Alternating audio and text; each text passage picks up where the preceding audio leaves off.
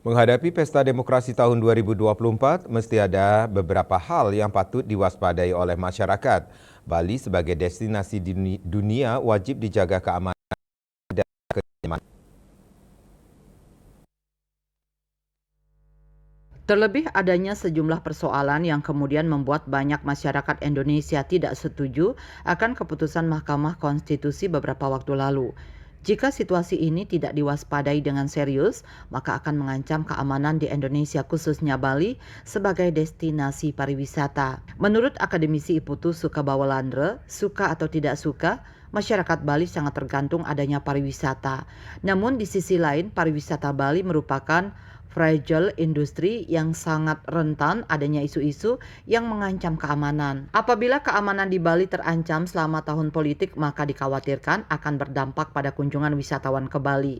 Oleh karena itu, pihaknya mengimbau kepada masyarakat betul-betul menjaga keamanan dan stabilitas di Bali.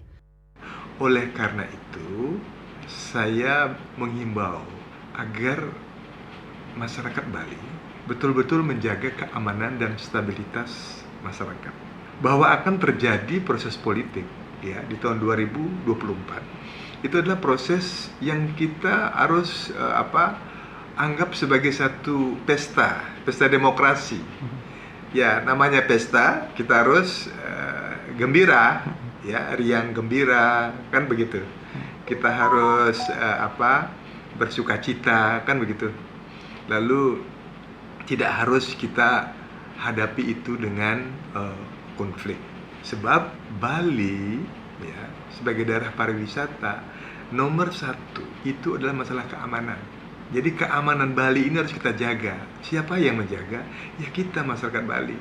Boleh kita berbeda partai, ya, boleh kita berbeda pilihan, ya, terhadap capres dan cawapres, ya, tetapi jangan sampai mengganggu, ya, keamanan di Bali. Pihaknya juga berpesan kepada penyelenggara pemilu, dalam hal ini KPU dan Bawaslu, akan bekerja secara profesional. Bertindaklah secara adil dengan mengikuti aturan perundang-undangan yang ada sehingga masyarakat merasakan aman dan nyaman. Harapannya tentu pariwisata Bali tetap kondusif. Andika, Bali TV.